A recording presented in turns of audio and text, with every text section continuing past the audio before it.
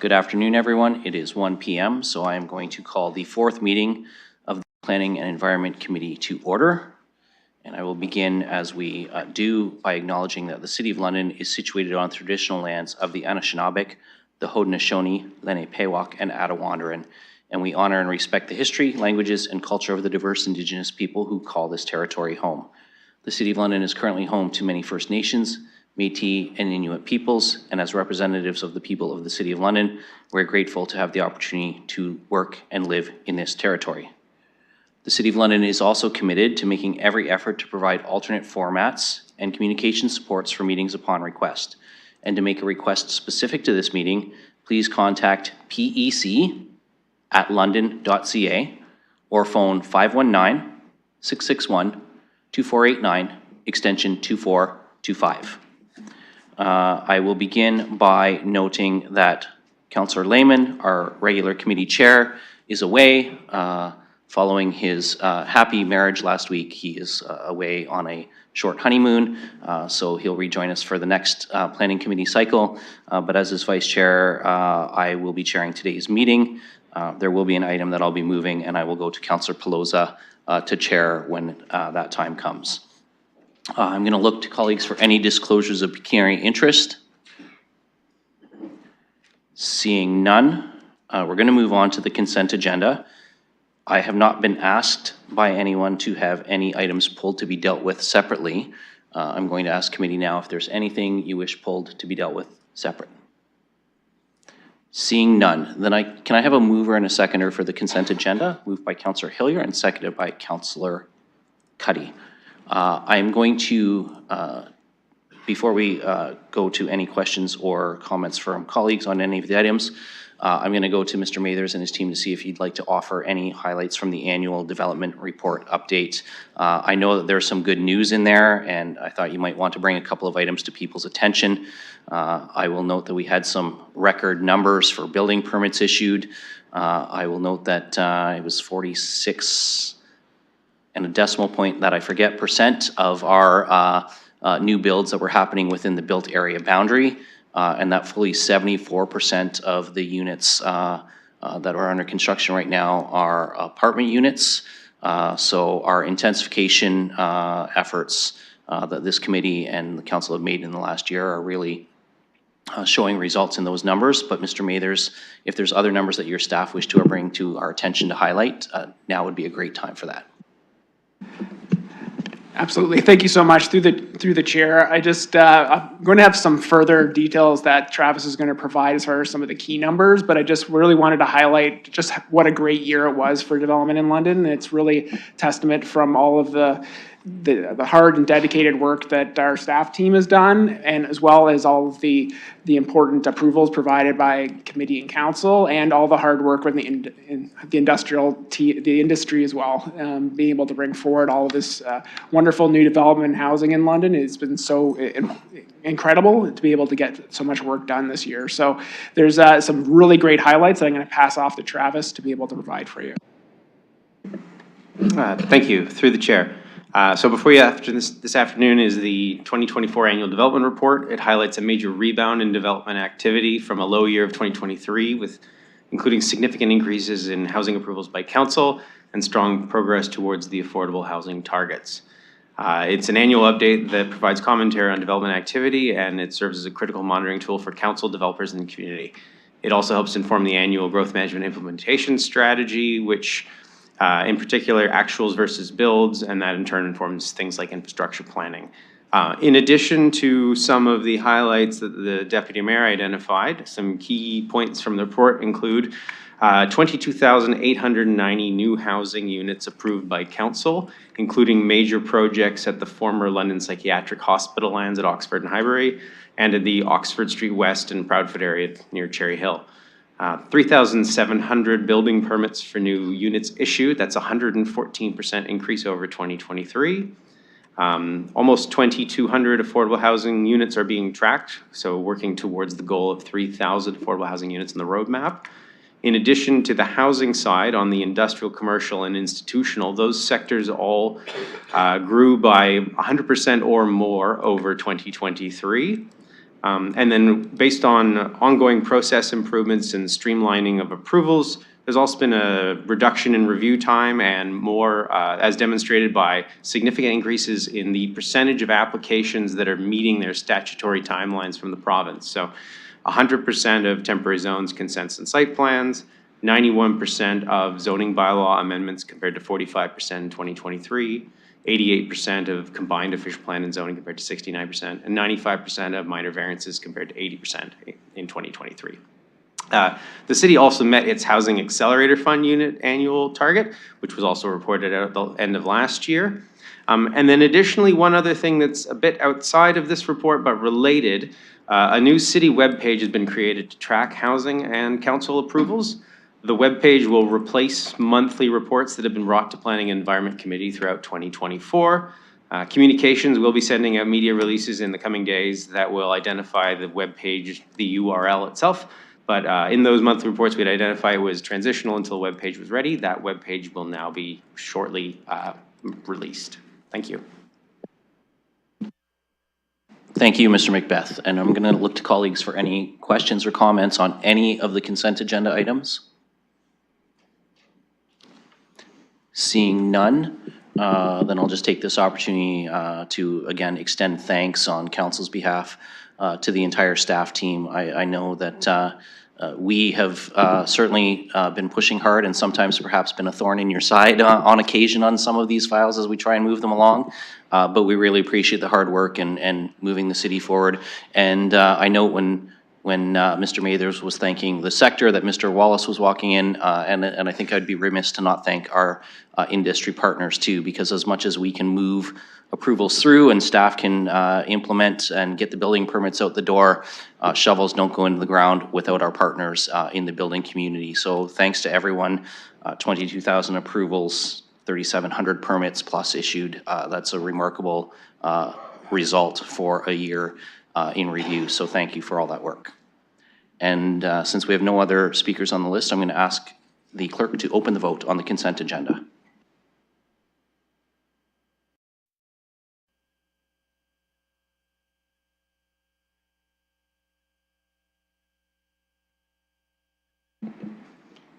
Closing the vote, the motion carries 4-0. Thank you, colleagues. Moving along, we have 6 items on the scheduled section of our agenda. These are all public participation meetings and decisions on applications for approval. I'm going to look to see if perhaps in the interest of efficiency, if Councillor Pelosa and Councillor Hillier are willing to be the mover and seconder to open and close all the PPMs. Save the clerk just a few minutes of time there. I see nods there. So we'll indicate both of you as the movers and seconders for the opening and closing.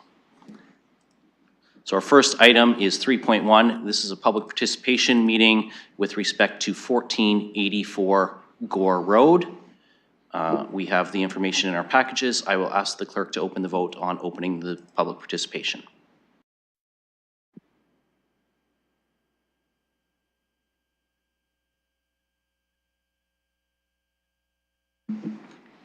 Closing the vote, the motion carries 4-0.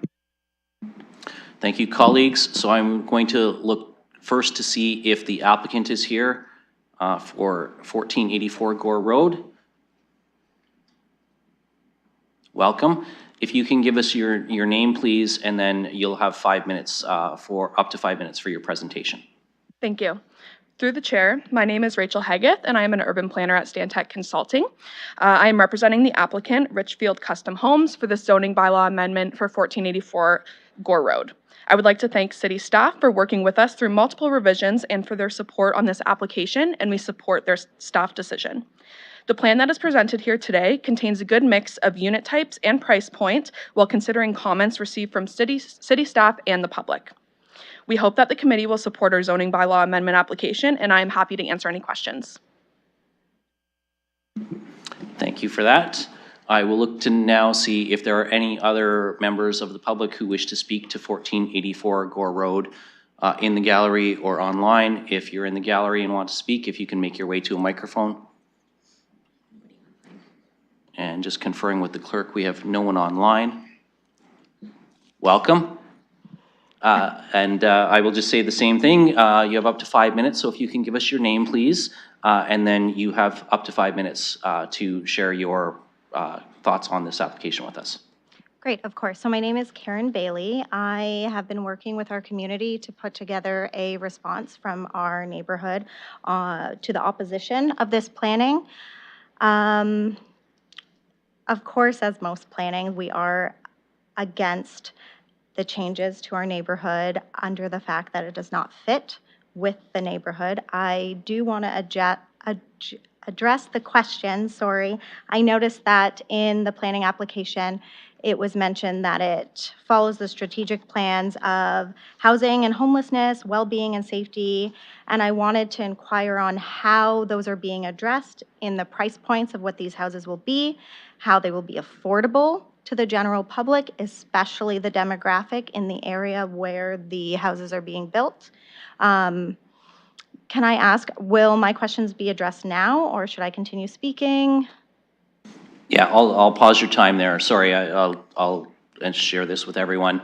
I am jotting down the questions that are asked. After the public participation meeting is closed, then we will go to staff to respond to any questions that we've received from the public participation. Okay. So, and I will, by the way, I will give you a wave if you're getting close to your 5 minutes. At about 30 seconds, I'll just wave to let you know you're nearing the end of your time. But you have used only about 52 seconds so far, so you got lots of time left. Go ahead. Perfect. I will mention the survey that I put out. We had 75 responses and 82% were opposed. Some community concerns is the overcrowding and density that a 24-unit building will incur. Some things to note is the schools in our area are overpopulated already, and there are no plans to add any additional schools. And if you're adding in 24 townhouses, we're just going to add more children. There are some privacy concerns with the surrounding lots being 1 story. And I saw in the proposal that'll be anywhere from 2 to 3.5 stories, and city planning is urging to increase to 4 stories. So again, the privacy concerns of the surrounding lots, how would this be addressed? Lack of community resources. We recently lost the Bob Hayward YMCA. There are no community centers in walking distance of our area, and everyone in our area has to use resources at a distance. All the YMCAs are not close. We have no community centers. And now we're adding more people with less resources. Of course, this isn't something for the developer to address, but it would be something that should be considered by planning as we are increasing the density of homes in our area. Environmental impact, there are beautiful mature trees and wildlife on that property. How will this be addressed? I see that there are some trees that will be preserved, but not the entirety. I think that is all of our concerns at the moment, but we do urge council to reject this proposal, rejecting it in its entirety, or at least exploring lower density alternatives. Thanks. Thank you. Looking for other speakers. This is for 1484 Gore Road.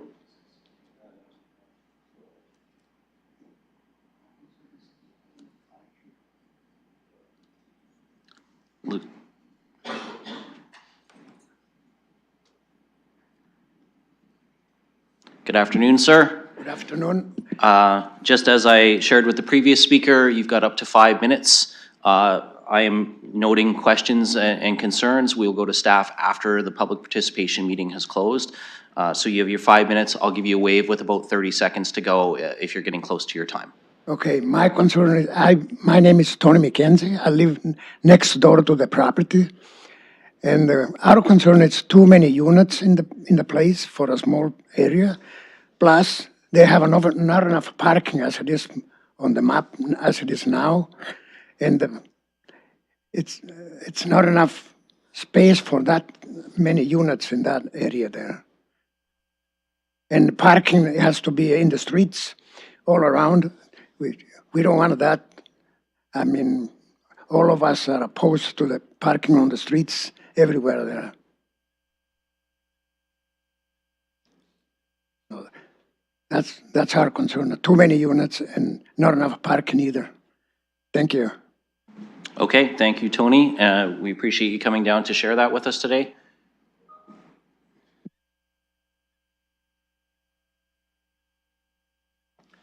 My name's Ed Kellett. I live on Fundy Avenue. Good afternoon, Ed. you doing? Again, we've got up to 5 minutes, and I'll give you a wave when you're getting close. Fine, I don't think I'll take that much time. My concern is it's 3 meters or 10 feet from the property line, and it's a 2-story building. I have an issue with privacy and the lack of trees or just a privacy issue mostly. You're talking a two-story building, and you're looking over a 6-foot fence directly into my yard. No, I'm not too crazy about that, and I think it should be, the margin should be wider, more. The property should be between the fence and the building. It's pretty close. So you're going to rip out. There's, I think, 8 trees there, fully mature trees that are going to rip out. Now you're just going to replace it with a 6-foot fence. Big privacy issue. So that's my concern, and the number of people, the number of houses on this little square lot is excessive, I believe. That's my beef. Thank you. Okay, thank you, and we appreciate you coming down to share that with us today. Looking for any other speakers on 1484 Gore Road? Last call, sorry. You can only speak once. Seeing no other speakers, I will ask the clerk to open the vote to close the PPM.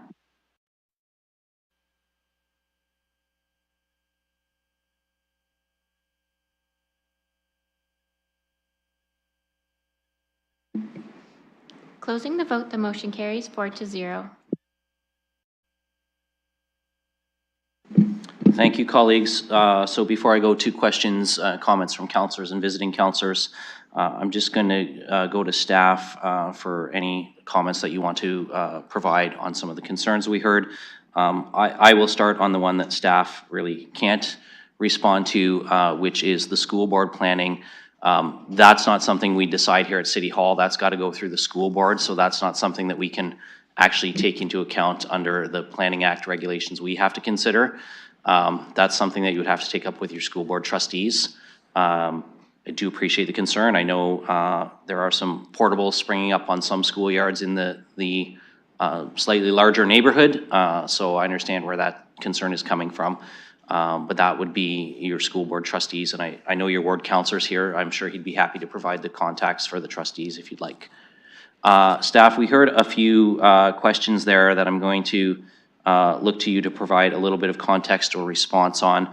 I think I'll start with the parking and whether or not there's enough parking on site, and also ask you to address at the same time the lot line setbacks. Those were raised as a concern, I think, on a couple of different interior and rear yard setbacks. So I'm going to ask if you can give us any comment on those 2 items. Through the chair, the applicant is not seeking a parking reduction. There are 25 parking spaces proposed for the 24 units, which is more than double the minimum required by the zoning. In terms of setbacks, there is a minimum rear yard setback of 9 meters being provided, as well as 4 meters in the interior side for the standard townhouses and 5.2 meters proposed. Or rather 5.5 meters proposed for the stacked townhouses. Through our review, staff have determined that these setbacks are adequate to mitigate any potential impacts of the proposed development. And there were some concerns raised about the tree removal and privacy. I know the plan that's in our package indicates a privacy fence and some tree preservation. Ms. Matten, can you just comment on those 2 concerns around the privacy issue and the tree removals? So Through the chair, trees are proposed to be retained on site, which will assist in alleviating the privacy concerns. That's a matter that will be addressed through a subsequent site plan process, as will additional landscaping. So we're satisfied that there is sufficient space through the proposed setbacks to offer landscaping and buffering, which will be finalized through the future site plan. And finally, I'm just going to ask, there was questions about the ties to the strategic plan and the affordability. And I know this is a private development. This isn't a public-led one with that we're likely to see at Fairmont Public School down the road. But I'm going to ask if you can comment on the ties to the strategic plan and the questions around what these units will be renting for. Through the chair, in terms of the rental rates, I'd have to defer to the applicant on that. However, how we believe this contributes or supports the housing and homelessness strategic area of focus is by increasing housing supply and meeting intensification targets, while also ensuring London's growth and development is well-planned and considers use intensity and form. Thank you, Ms. Matten. And I will go to the applicant if you want to, and if you're able to. I know you're representing the applicant, but if you can comment on the affordability piece, if you have that information, we're happy to hear you. Yeah, there's no specific rate right now that we have discussed with the client. I'm unaware of those. However, these will be owned units, not rentals. Thank you for that. Okay, so I'm going to look to colleagues to see if there's a motion to be put on the floor. Councillor Cuddy, you're moving the staff recommendation? I'll move staff recommendation. Okay, and we'll look to see if there's a seconder for that. Councillor Pelosa. So we have that moved and seconded. We'll go into discussion and debate around that now. I do know that the ward councillor is here. So while I normally go to committee first, I'm going to see if Councillor McAllister, you want to start as the ward councillor. If that's okay with committee, if there are other questions, I'm happy to entertain that. But if everyone's okay, I'd like to go first. Okay, I'm not seeing any. I'm a visiting member of this committee, so appreciate the chance to be here. Also want to say thank you to the residents who have reached out. I understand whenever you see these sort of infill developments come, big change for the neighborhood. It's the first one, especially in Fairmont. We haven't seen something like this. There are a few things I want to address. They have kind of already been touched on, but just in terms of the school being at capacity, obviously when Fairmont closed, Tweedsmuir, a lot of students ended up there. These are decisions made at the school board level. Lorianne Pizzolato and Sherry Pohill are your two trustees if you do want to reach out to them. When the Fairmont school closed, the other school boards did pass on the opportunity to purchase the property. The city did, when our turn came, purchase it, and we are looking forward to having some affordable housing built there. It's much needed in the community, and so I support that one. In terms of the Y closing, again, that was a decision made by the YMCA. I have tried in terms of getting other publicly owned facilities to see investment on those. With the Fairmont School, there will be parkland that is set aside behind the school, so I'm happy to see that. And there are some other amenities in terms of current parks in Fairmont that we are working on getting some public investment. So there are some things coming. I'm happy to see that. I know it's a challenge in the area. I do have an amendment, but before I get to that, I do have some questions that haven't been addressed yet in terms of the roundabout, which is planned to begin construction in 2026, unless that's changed. And I would like to ask in terms of planning, in terms of coordination between the development and the roundabout to ensure that those two align. Well, let's go to staff. I saw some heads turning. I'm not sure which one of you are taking it, but if you want to go ahead. Thank you, through the chair. And just to confirm, it is still scheduled for 2026. This site is actually reliant on a storm sewer being installed as part of that project. So site plan approval will not be granted until that project is complete. So there's going to be coordination from beginning to end between the two projects. Councillor McAllister. Okay, thank you for that. And through you, just to confirm, in terms of the road, because I know they have to build a road that will feed off of the roundabout, and there's no issues that have been flagged in terms of traffic volume, and we have made any adjustments for that? Thank you. Through the chair. Actually, the two axes proposed are not on that extra laneway. It's actually on the main road. In installing this roundabout will greatly improve traffic flow in the area, improve sight lines, pedestrian movements, and decrease speeding along Hamilton Road. So it is definitely a big benefit for the area. Counselor? Thank you, and through the chair. Yeah, I look forward to the roundabout. I definitely think that wide intersection is very hairy, so I know any improvement we can make on that, greatly appreciated. Unfortunately, didn't have the time to circulate this to committee, but I would ask for them to entertain an amendment. I can't put this forward as I am not a member of the committee, but I would like, through the site plan authority, that it be considered to limit exterior windows to ground level on the western facing sides. Recognizing, as it has been said today, it's very close on the western side in terms of residents, especially along Fundy. The property lines do go right up against each other. So I would ask to put forward that amendment for committee's consideration. I can repeat that if you need the wording. Okay. Okay. I think we caught it, but give me just a minute with the clerks here and make sure that we've got that, and then we'll take it from there.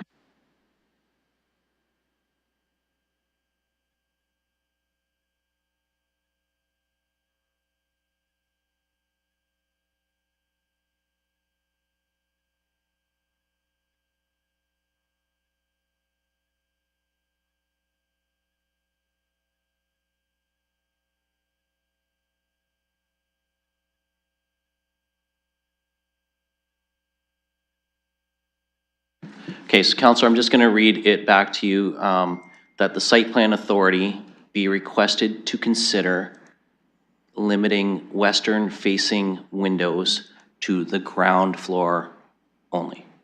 That's correct? Seeing a nod. And Councilor Cuddy, you're indicating you'll move that? Yes, I'll move that motion. Thank you. Okay, and do we have a seconder for that? Councilor Hillier. Okay, so that's been moved and seconded.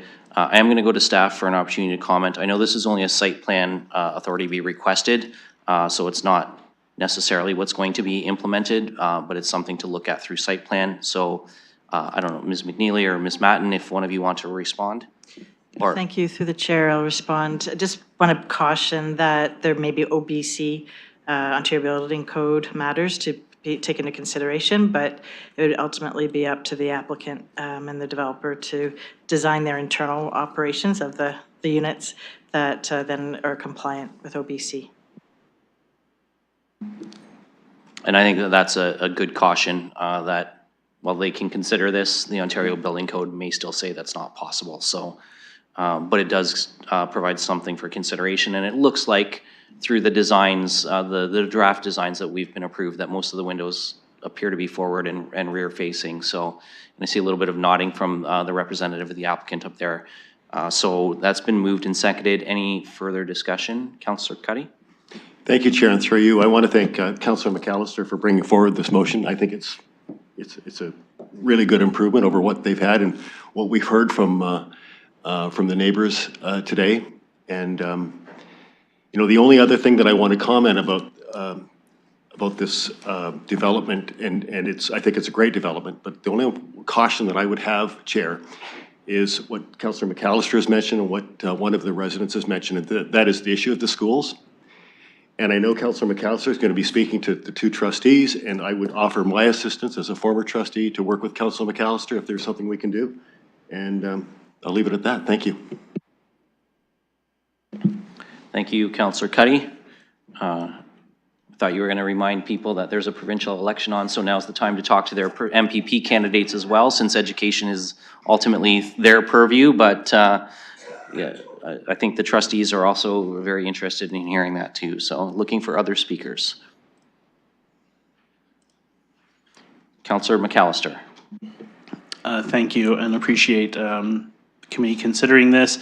I have heard on privacy concerns, obviously from many residents, doing what I can on this front, recognizing how close they are, trying to create some privacy, but also recognizing that, the province ultimately can decide these things, but I still think it's fair to put something forward for consideration in the site plan. So thank you to the committee and thank you for the residents for their input today. Thank you. I have no other speakers, so, oh, sorry, Councillor Pelosa. Thank you. I appreciate the ward councillor coming out. I'm going to be, I realize it's only asking to consider it. I'm going to be a no on this request, though, realizing that row housing, townhouses are already small sometimes and feel internally, and any natural light, airflow, and other things. I know there's always building codes to be considered. But there's frosted windows, and it's nothing to say that the people on the second floor of a house is going to be really interested in looking into your backyard more so than you're going to be looking at what they're doing in their home. Thank you, Councillor Pelosa. Anyone else on the amendment? Seeing none, then I will ask the clerk to open the amendment for voting.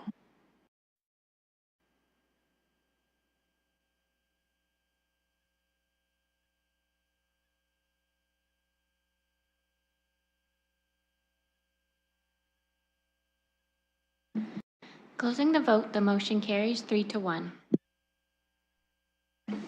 Thank you, colleagues. So we're now on the main motion as amended, as long as we have the same mover and seconder. Councillor Cuddy and Councillor Hillier, you're okay to remain on the motion. Looking for any further debate now on the main motion as amended before we call the vote. Seeing none, I do want to take the opportunity myself, if committee will indulge me just through the chair, particularly around the on-street parking concern that I heard from one of our speakers. It's certainly something to approach your ward councillor about. So restrictions on-street parking. So you can create a no parking zone on your street through a neighborhood petition and vote. Councillor McAllister would be able to provide you the information directly on how you can proceed with an evaluation of that. But if on-street parking is a concern, as this moves forward, you can certainly submit a request to the city to make an area no parking along the adjacent streets. Obviously on Gore Road already we don't have on-street parking, but on El Dorado and some of the other side streets I know there are, and that is a process that's available to the neighborhood to consider as well. So I wanted to share that with the members of the public who expressed the concern about the on-street parking. There is a second process that you can go through that would limit where on-street parking can happen and not happen. So as I have no other speakers on the main motion as amended, I will ask the clerk to open the vote.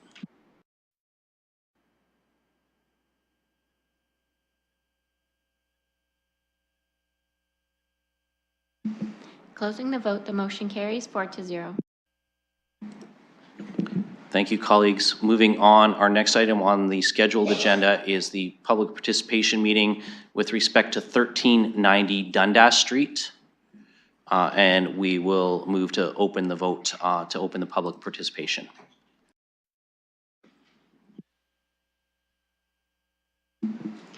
Closing the vote, the motion carries 4-0. Thank you, colleagues. I'm going to look first to the applicant for 1390 Dundas Street. And if you can just give us your name, sir, and you have your 5 minutes to make your presentation. All right, good afternoon, committee. My name is Matt Litwinchuk, land use planner with Zelenka Priamo, the planning consultants for this application, working on behalf of Southbridge Healthcare. And this application is to allow a limited number of additional complementary uses within the 5-story building currently under construction. I'd like to first thank staff for all their work on this project to date, working with us and Southbridge. We have been working with staff over the past few months to work out the details of this zoning bylaw amendment, have reviewed the staff report, and are pleased with their recommendation for approval. We also note that to date, there have been no comments from the public regarding opposition. So of course, the purpose of this zoning bylaw amendment is to add several additional complementary uses to the subject lands to give Southbridge the flexibility in the future to implement one or more of these uses within their long-term care facility. Of course, this is going to provide additional amenities and services to both residents and public. I'm happy to answer any questions that you may have. We encourage the committee to endorse this application. Thank you very much. Thank you, sir. And we're looking for any other speakers on 1390 Dundas Street.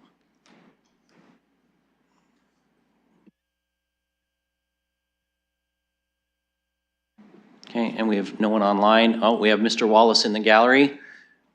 Welcome, Mr. Wallace. Thank you very much. Mike Wallace with the London Development Institute, very much in favor of this application.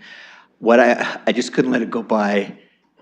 In 2025, we have to get the ZBA, the zoning bylaw changed. The complementary uses that these folks had to pay for and come here to deal with the long-term care facility, it doesn't make any sense that that's not automatically allowed under a zoning bylaw. I understand the zoning bylaw needs to be updated with rethink zoning. Let's get at it so we don't have to have this kind of delay in great projects for this city. Thank you. Thank you, Mr. Wallace. Looking for any other speakers on 1390 Dundas? Seeing none, then I will ask the clerk to open the vote to close the public participation meeting.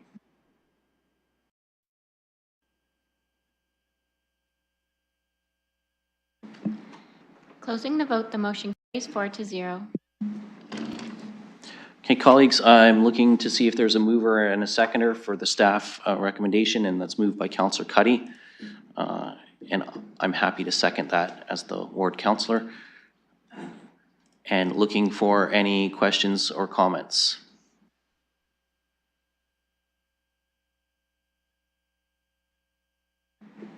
Seeing none, if committee will indulge me, Mr. Wallace, I would say I appreciate the comments. I agree that for a long-term care facility like the one that Southbridge is building, these complementary uses fit very nicely. No objection to this at all. I think it will only enhance the property, so very supportive. And I will ask the clerk to open the vote.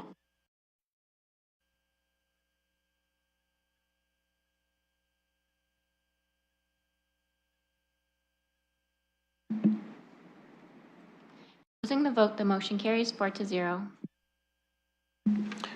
Thank you, colleagues. Moving on, the next item, 3.3, is the public participation meeting with respect to 4023 through 4096 Meadowbrook Drive, 4474 through 4500 Blakey Road, and 169 through 207 Exeter Road.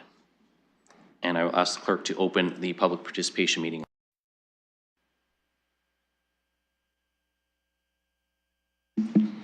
Closing the vote, the motion carries 4-0. And I will now look to see if the applicant is here.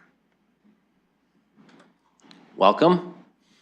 And if you can just give us your name, and you have 5 minutes. Good afternoon, Mr. Chair and members of committee. My name is Laura Jameson. I am a planner with Zelenka Priamo, here on behalf of our client, Bluestone Properties, who own the subject lands, commonly referred to as the Meadowbrook Business Park. Firstly, I'd like to thank staff for their work on this file. It's more or less a technical request just to expand the permitted uses across the entirety of the subject lands rather than having certain permissions apply to certain areas for standardization across the lands. We haven't received any comment or opposition from any members of the public, and all things considered, this application will be a great benefit to the operation of the business park. We appreciate staff's recommendation for approval of our application. I'm here to answer any questions that any members of the committee may have, and thank you very much for your consideration. Thank you. And we will look to see if there are any other speakers on this application. Seeing none, and confirming with the clerk, no one is online for this one. So we will open the vote to close the public participation meeting.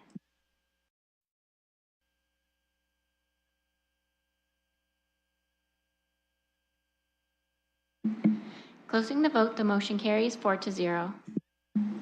Thank you, colleagues. So I'm going to look to see if there is a motion to be put on the floor. Councillor Hillier?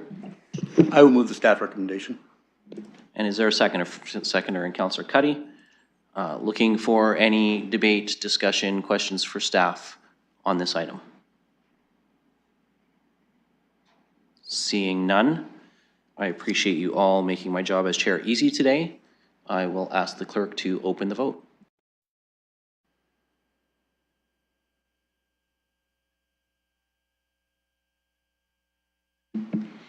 Closing the vote, the motion carries 4-0. Thank you, colleagues. Moving on, the next item on our agenda is with respect to the public participation meeting for the holding provision symbol review, and I will ask the clerk to open the vote on that.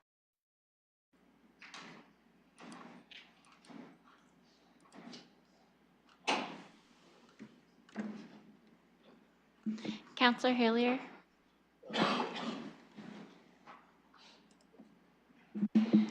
Closing the vote, the motion carries 4-0. Thank you, colleagues. This one, the applicant really kind of is the city, and I'm going to go to staff. Ms. McNeely, did you want to speak, or did you want me to go to Ms. Bolivar directly? Okay, we'll go to Ms. Bolivar. Hi, thank you, through you, Chair. So we're just bringing forward a housekeeping amendment to address 17 properties that weren't covered in the previous citywide holding provision symbol review, wherein we introduced a new list of holding provisions under new numbers. So these 17 properties were unable to be addressed during that initial bylaw amendment due to appeal periods or overlapping applications. And we were also proposing to add the H213 holding provision back into section 3.8 as we had inadvertently removed it during the previous bylaw amendment, and it is required to be in there for now. Thank you. Thank you, Ms. Bolivar. And we will look to see if there are members of the public here to speak to this.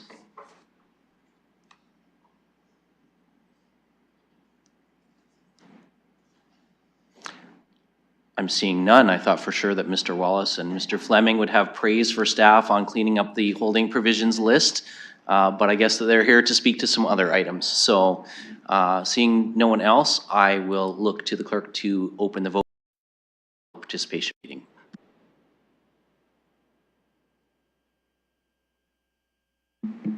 Closing the vote, the motion carries 4-0. Thank you, colleagues. I'm going to look to see if we've got a mover for the staff motion. Councillor Cuddy, Councillor Pelosa, seconds.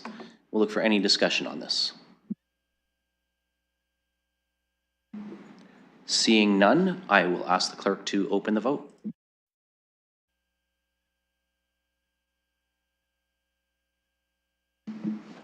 Closing the vote, the motion carries 4-0. Thank you, colleagues. Moving on, our next item, 3.5, is the public participation meeting with respect to 1782 Kalele Road. And I will ask the clerk to open the vote on the public participation meeting.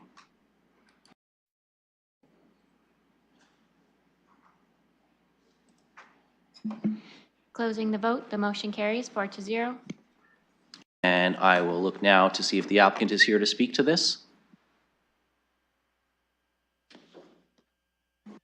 Okay.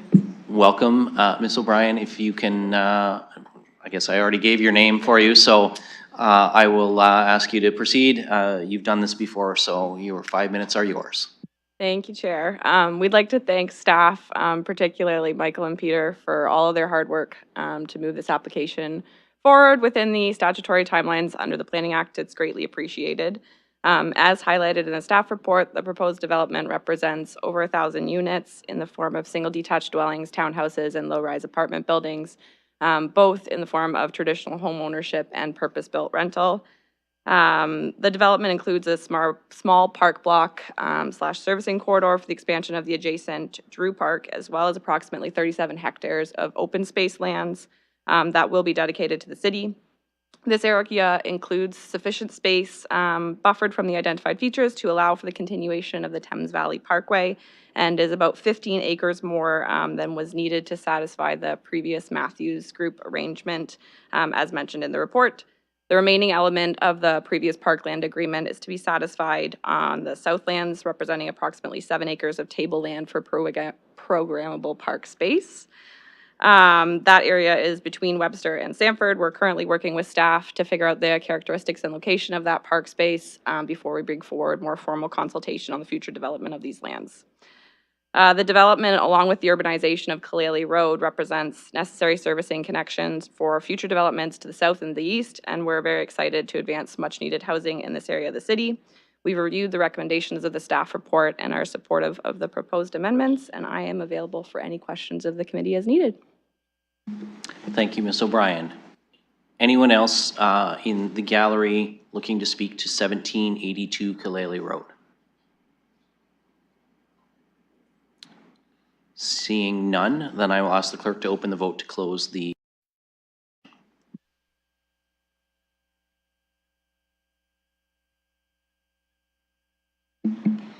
Closing the vote, the motion carries 4-0. Thank you, colleagues. I will look to see if there's a mover. Councillor Cuddy, you're the ward councillor, so you're prepared to move the staff recommendation? Yes, sure. And I see a second in Councillor Hillier. So that is on the floor. Looking for any questions, comments, debate. Councillor Cuddy. Thank you, Chair, and through you. You know, in the 3 years I've been on this job, Chair, I've never met with a more agreeable group of developers than the Drillo Group. And Carrie's smiling as I say this because last week I asked her a favor and without even hesitating, she helped me out. And that's the way it has been with Drillo and with residents in the area, not only on Kaleli, but all through that area off of Highbury.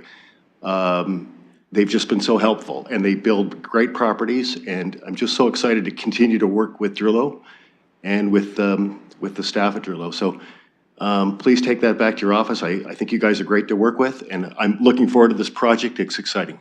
Thank you, Chair. Thank you, Councillor Cuddy, and I will go next.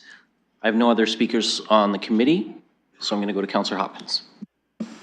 Thank you, Mr. Presiding Chair. To recognize me, I just want to make a few comments. I want to thank staff for the work on this one. It looks like there's a lot of history with this development, and appreciate the work that the applicant has done here, especially maintaining that 30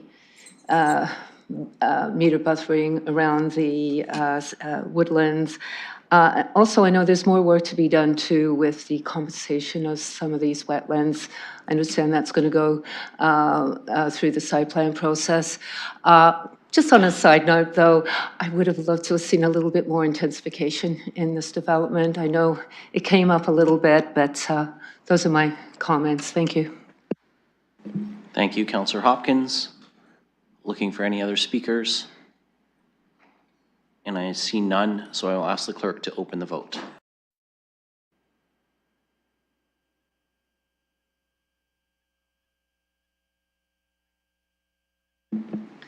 Closing the vote, the motion carries 4-0. Thank you, colleagues. So moving on, our final item under scheduled items, 3.6, is the public participation meeting with respect to 1378 through 1398 Commissioners Road West. And I will ask the clerk to open the vote for the public participation meeting.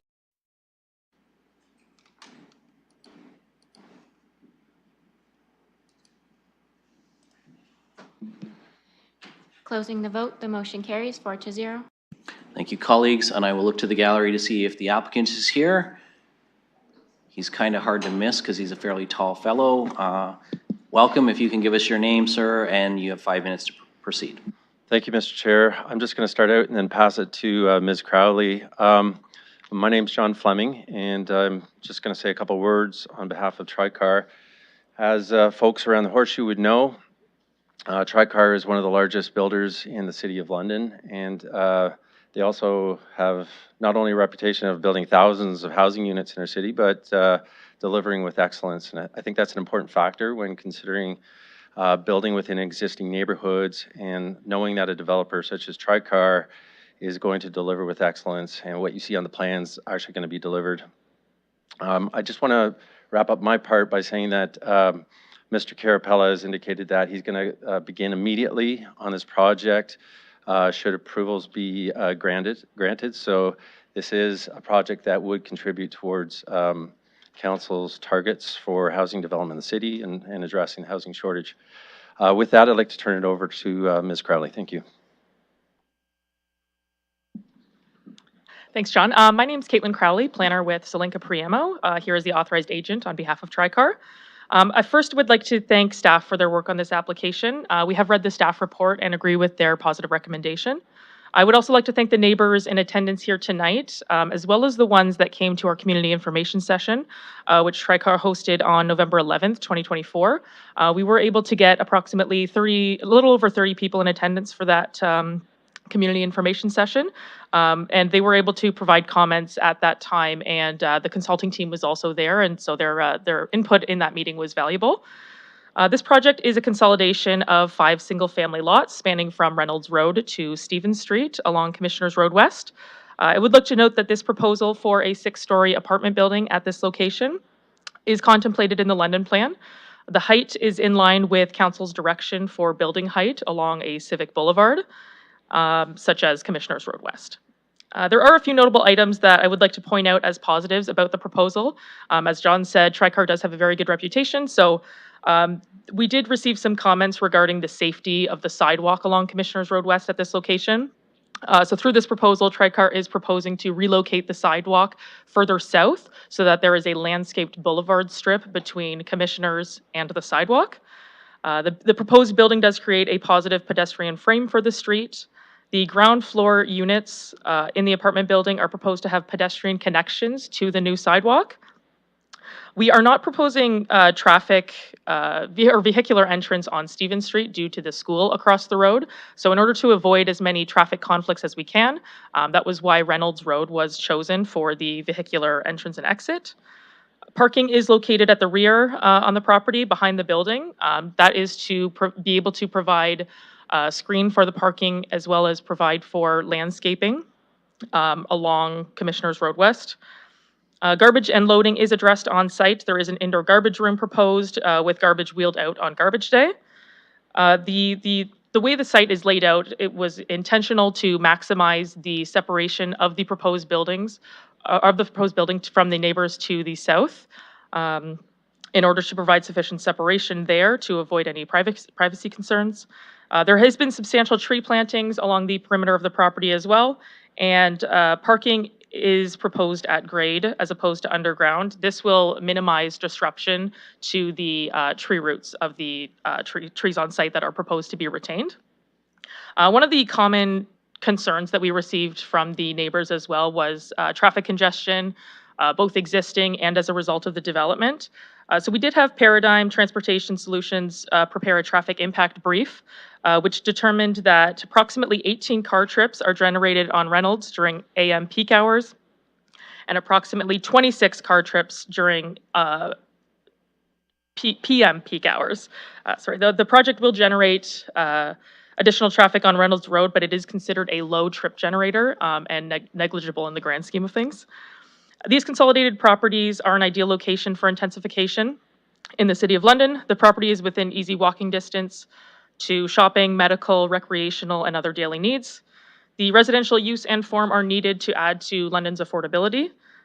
And the proposed height of 6 stories is suitable for a lot consolidation of this caliber and still similar to recent nearby developments on Commissioners Road West. So we would like to urge the committee this afternoon to consider all of these factors in their decision this afternoon and to permit a 6-story residential apartment building.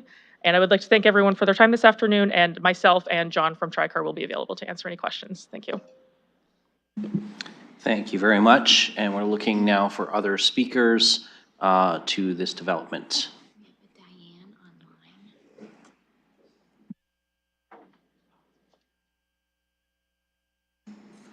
And the clerk has made me aware that we do have a participant online. I'm going to go to the gallery first, but then we will go to the resident that's online as well. So we're going to start up there. Welcome. Thank you. As you've heard me say a few times already today, if we can get your name and then you have up to 5 minutes. I will take any questions that you have. I'll jot them down and go to staff afterwards for some response for you. So when you're ready, please go ahead. Thank you. My name is Sherry Fletcher, and we want to thank the councilors on this committee for the opportunity to provide feedback regarding the staff recommendations for this development. We're a group of neighbors on Stevens Street who live immediately south of the proposed development. In early January, in response to the notice of planning application, we created and canvassed approximately 250 homes in our nearby neighborhood with a petition to adjust the proposed development from a 6-story, 67-unit structure to 4 stories with 43 units. 127 people signed the petition supporting the proposed adjustment to the development plan. And we had really good support as evidenced by the people signing, but also people who continued to be in touch in regards to what was happening with the petition. And unfortunately, a lot of them had other commitments today and weren't able to attend. Of course, you'll have seen our full comments in the agenda package, and I know that you'll have reviewed all the comments. We just wanted to highlight a few things from our discussions with people as we made our way with our petition. One of the things that we heard from the neighbors was not really being in support of having a development of a 6-story building. As you are aware, I'm sure Byron is a small village that was incorporated by the city in the early 1960s, and we have had a very nice small town feel to the community, and so the idea of having a development of this size in our backyards was quite a concern for us. So the neighbors certainly many supported a lessening of the height of the building, and also there have been concerns expressed by neighbors in regards to vehicle and pedestrian safety with additional traffic as a result of having 67 units added to the neighborhood. We're including our concerns for the children that are in the neighborhood walking to and from school. Other concerns that we heard were concerns about privacy, air, noise, and light pollution, and into the neighboring homes in the development. And there was also a concern expressed about the loss of the single detached dwellings, the 5 single detached dwellings that are currently on the site, some that are over 70 years old, and the displacement of those occupants. We acknowledge the city's commitment through the London Plan to increase housing to support our growing population. The area to the south and west of the development is comprised of single detached dwellings. Recently, this committee approved a 4-story, 22-unit development at 1408 and 1412 Commissioners Road, which is a few doors west of this proposed development. It would be in keeping with that recently approved development to lower the proposed height of the 1378 to 1398 Commissioners Road development. We believe that the infrastructure and original plan of the neighborhood was designed to support single-family dwellings as opposed to large apartment buildings. In addition to the concerns that are already listed, we do have concerns about construction of this development, and we recognize that this isn't Tricar's problem per se, but with the development at 1408 and 1412 Commissioners Road having been approved, and then there's also been a recent application to the London Consent Authority for the severing of a lot at 1303 Reynolds Road, which is just almost across from what will be the entrance into the development. And so we just are concerned about the number of construction sites that will be potentially happening at the same time. And again, safety with that happening. Thank you. Thank you. We appreciate you bringing those concerns forward, sharing the neighborhood's thoughts with us. We'll look for other speakers. Welcome, sir. If you can give us your name, and you have up to 5 minutes. Good afternoon. I'm Frank Callahan. I'm a resident on Reynolds Road, and I definitely will keep my comments to Frank, can we, sorry to stop you there. Yes, I was going to say, can we just get you to raise your mic a little bit so we can hear you clearly? That better? That's much better. Thank you.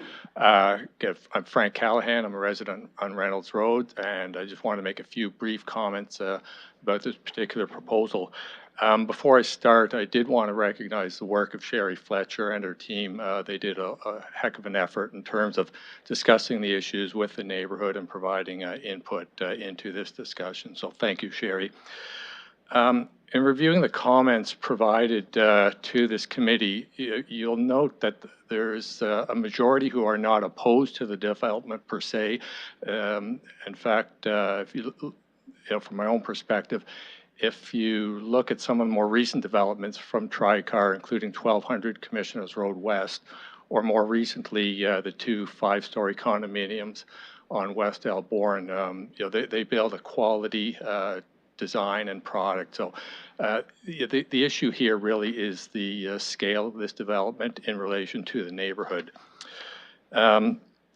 I believe it's, as currently proposed, it's excessive from a couple of perspectives. First, if you look at the definition of the front lot line description, it's designated now or to be designated as Commissioners Road West. Therefore, you use that as a basis to say Commissioners Road West as a civic boulevard can handle a higher density. Yet in this situation, all of the traffic is going to be onto Reynolds Road. And then in terms of the front yard depth and west side yard depth, both are significant reductions in terms of the required distance there. I'd say, you know, these factors all suggest that this development as proposed is too large for the small plot of land involved. The proposed density on the development is 100 units per hectare, and again, I think this is considerably higher than anything that has been approved to date on Commissioners Road West, including the 2 apartment buildings across the street. As I pointed out in my letter to the committee, the lands west of Reynolds Road right through to Chestnut Hill will all be developed going forward at some time in the future. I would view this development at a 6-story height as establishing a new benchmark, and I would rather suggest to the committee that they look at approving this development, but at a reduced intensity. 75 units per hectare would be a much more reasonable approach, and I think provide a better transition into the residential neighborhood immediately to the south. Thank you, Chair and Councillors. Thank you, sir. We appreciate you taking the time to come down today. We'll look for the next speaker. And welcome, sir. If you can give us your name, and you have 5 minutes as well. Thank you. Yes, hello, my name's Cam Bennett. I'm a resident on Reynolds Road along with my wife, school-aged daughter, and young son. I'm in full support of the other residents in what they had to say, but I also wanted to draw attention to the traffic access and safety section of the document that was provided. A lot of thought and focus was given to Commissioners Road as the civic boulevard and the frontage of the property, but Reynolds Road seems to have kind of fallen by the wayside.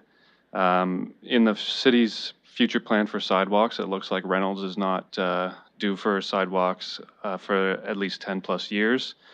And with this addition of traffic, as well as more pedestrians in the area. That's going to become a more, a higher risk for the residents involved in the area. Again, with the school right next door. Every morning on a school morning, it becomes extremely busy along that road, especially along Reynolds. And having this extra building with all these extra residents would just add to that congestion. The plan shows that it has a small section of sidewalk just as a fire safety area for the residents of the building, but I would propose to have the sidewalks along Reynolds kind of advanced. Waiting 10 plus years with more development in the area is just going to lend itself to safety issues and injuries for people involved. If we could advance that either at the same time as the construction of this building or even before, so that they're in place and pedestrian safety is put to the foremost in this area. Thank you. Thank you, sir. And we will look to see if there are other speakers. Good afternoon, ma'am.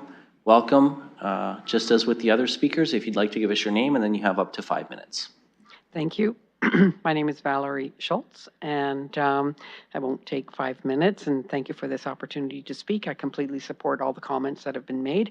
I'd like you to make sure you take a note that there were like 31 applications, notes sent in from the community, many of them with multiple signatures, so you can see that this has been a great concern for the community.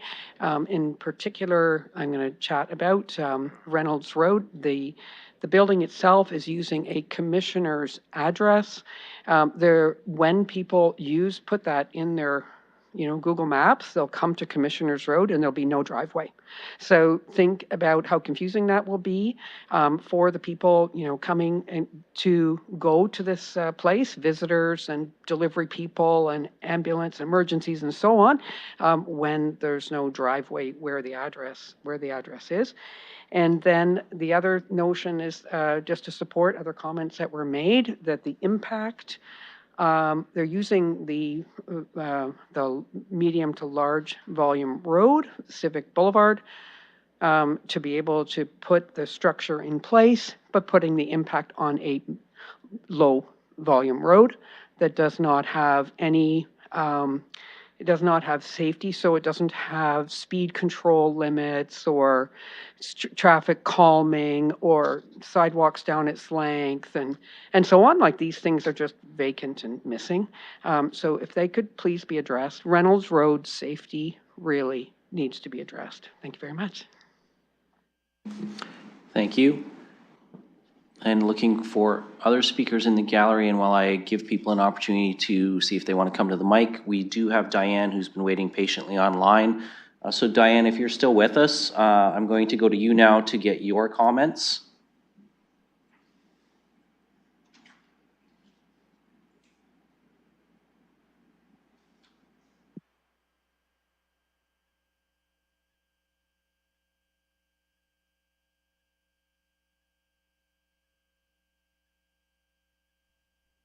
Sorry, I had to figure out how to unmute here. No problem. Welcome, and we appreciate your patience there. And if you'd like to go ahead with your comments on this project, we're standing by to listen. Okay, thank you. My name is Diane Shea, and I live on Reynolds Road. Sorry. No, that's okay. You go ahead when you're ready. Yeah. I understand that London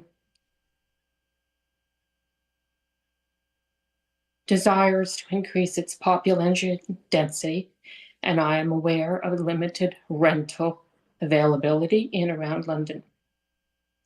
Changing the heights and units of the proposed buildings to 22 units, this is my math now, is a change of over 4 times the population density that it was. There were 5 houses. Let's say they had 2 people each. That's 10.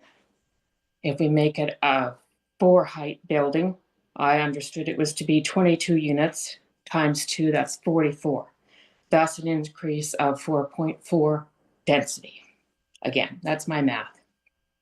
My concern, as people have mentioned, is the traffic.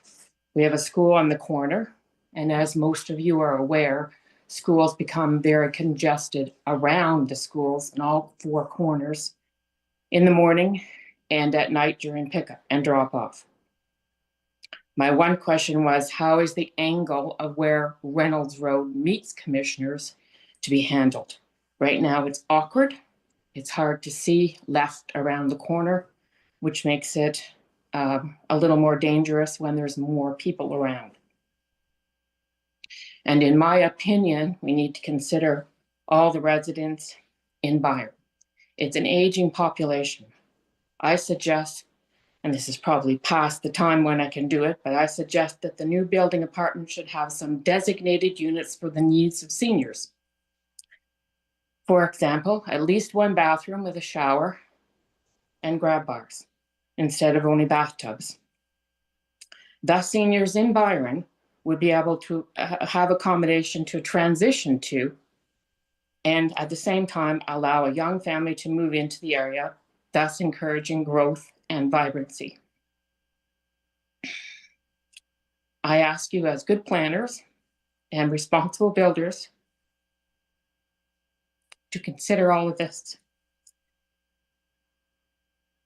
Planning for the future. Sorry, I get really nervous and get teary, so. No, that's okay. If you need to pause for a second, Diane, go ahead and we will wait until you're ready to go ahead. Okay, one more sentence. Planning for the future is not about just packing people in close. It's about keeping a community engaged and sustainable. Thank you. Thank you. And we certainly know that in particular, public speaking, even through Zoom, can be intimidating and challenging for some folks. And so we appreciate you taking the time to still come and share those thoughts with us. We will look to see if there are any other speakers. So I see none in the gallery, and we now have no one else online. So I'm going to ask the clerk to close the public participation meeting.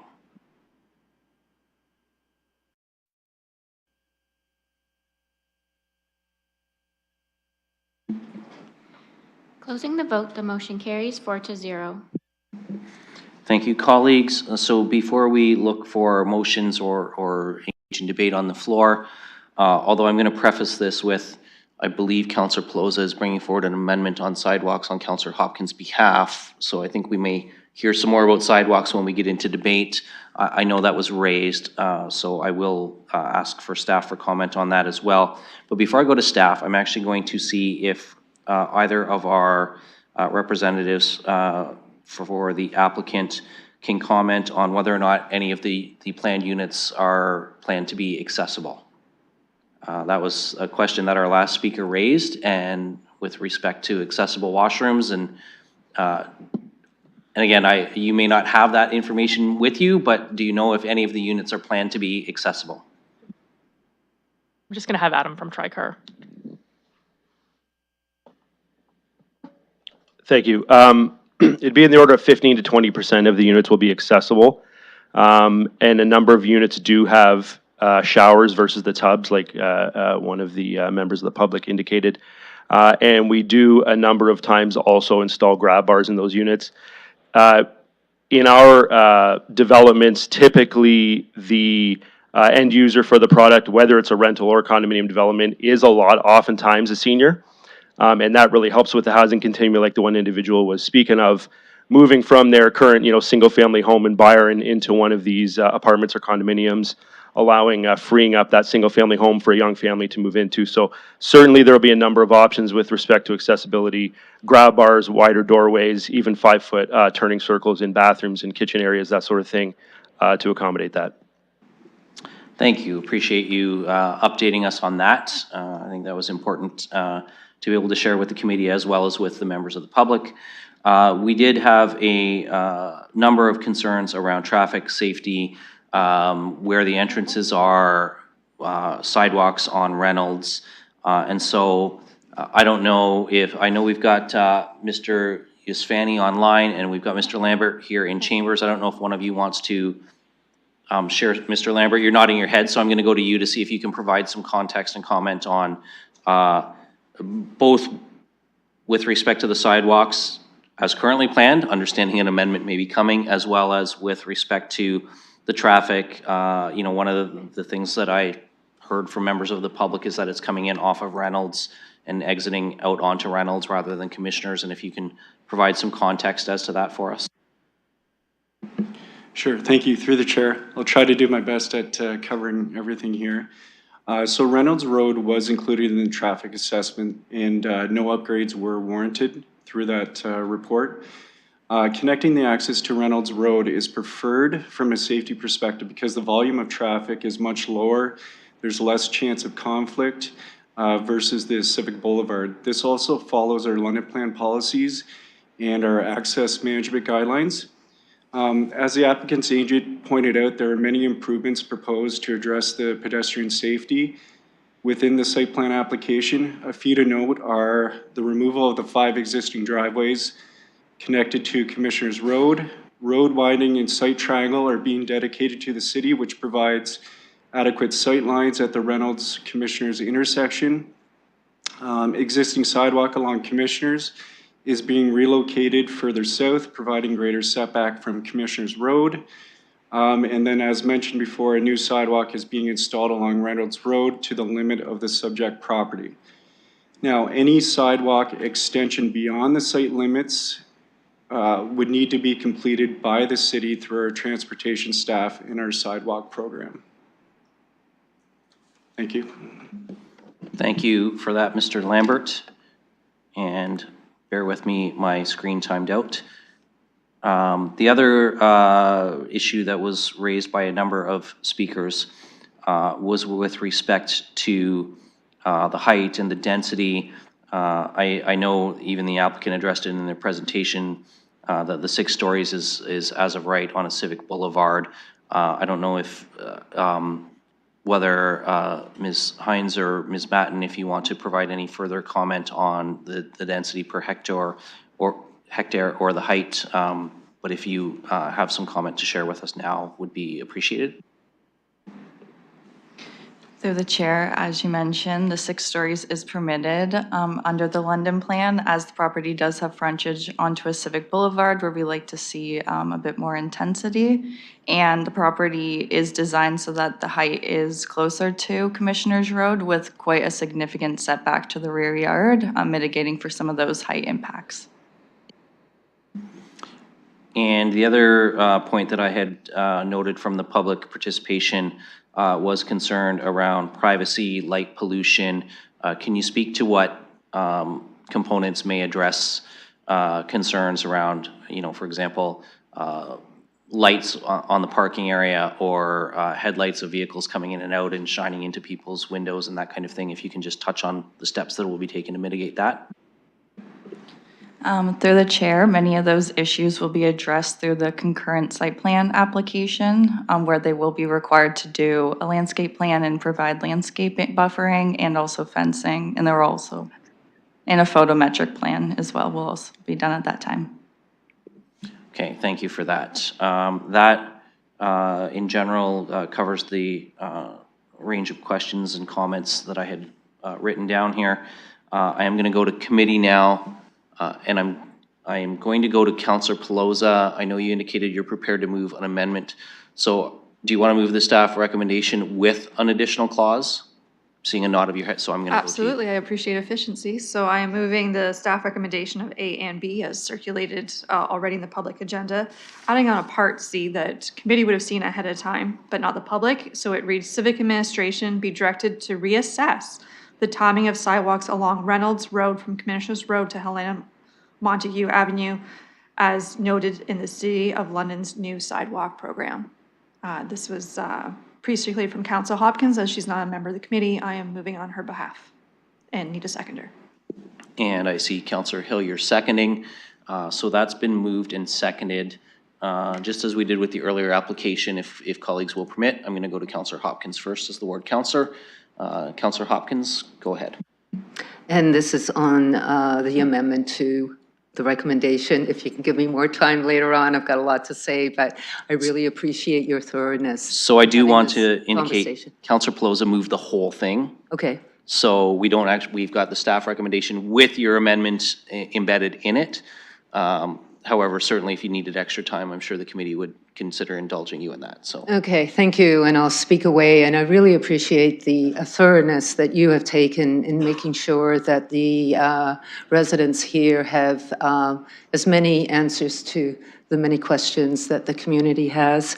On the amended, thank you, committee, and hopefully you will support the reassessment of the timing of these sidewalks on Reynolds. You heard from a resident up here in the gallery. We're waiting 10 years for sidewalks on Reynolds. We approved a 4-story before Christmas on the other side of Reynolds.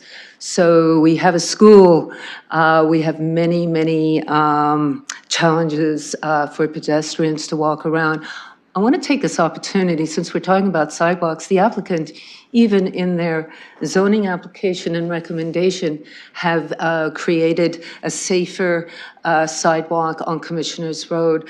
That's how important it is for us to move around in this area. And then connecting that sidewalk on Reynolds doesn't go anywhere, at least going up to Helena Montague, which is the next sidewalk. There is some connection, so that is really, really important for pedestrian safety. Just want to make a few comments about the recommendation. Really pleased that the screening on all parking areas from the public roadway and neighboring properties to deal with the light pollution. I think the screening is so, so important, that buffering. Since I have a captive audience here with the applicant and the consultant, encouraging evergreen, any coniferous kind of trees for buffering always makes a difference when we have neighbors backing onto developments such as this one. I'm really pleased that through the site plan process that we're encouraging the applicant to reduce the paved areas in favor of more landscaping. There's a lot of opportunities to create more landscaping. There's a lot of space for this development. And of course, ensuring that the frontage that the units are fronting onto Commissioners Road and having that connection to this Commissioners Road and the sidewalk. I want to continue just sort of, there was a lot of height, there was a lot of concerns from the height on this development, and I know the frontage, the front yard setback is quite close, but it gives that opportunity of having a greater rear space, so there's more space again for the neighbors to the south there. So even though it is small, it creates that height closer to Commissioners Road.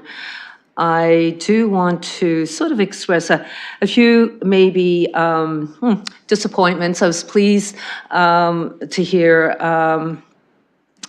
from TriCart that these units, 15 to 20% can be accessible. It's really, really good to hear. We in Byron, we are, I think, even throughout the city, becoming an aging population. So accessibility and how we move around and how we age in place is also important. I am a little disappointed to see that there's no true affordable housing units. I know the province has taken opportunities to provide these units, but it is a challenge as we displace tenants, we move them around, and trying to get my son out of my basement would also be a great opportunity to have more true affordable housing in this area. We have a bus route on Commissioners Road. That's why this location is desirable for intensification. But when I see those parking spaces, where one-to-one, which is what we see quite a bit here at planning, but I often wonder how can we reduce the parking spaces to allow for, sort of encourage more transit and different ways of moving around. I want to thank the applicant as well and the consultant for holding an open house. They did that in last November. And it's so important to have those information and open houses at the beginning of an application, or in this case, before the application was put forward, as opposed to at the very end. Councillor, I don't want to interrupt your train of thought too much, but we've got about 20 seconds left, so would you like a time extension? Yeah, maybe you can give me a minute on top. I see movers and seconders in Councillor Hillier and Councillor Pelosa. Why don't we move for a 2-minute extension? And I think we can do that by hand. All those in favor?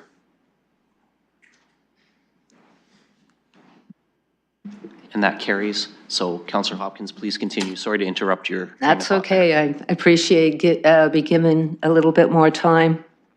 And I appreciate it because the community is here. They have been quite invested in making sure their comments are heard, not only by this committee, but I think having that greater conversation on how we do these intensification is a commitment from the community. Going through a petition, getting 129 names.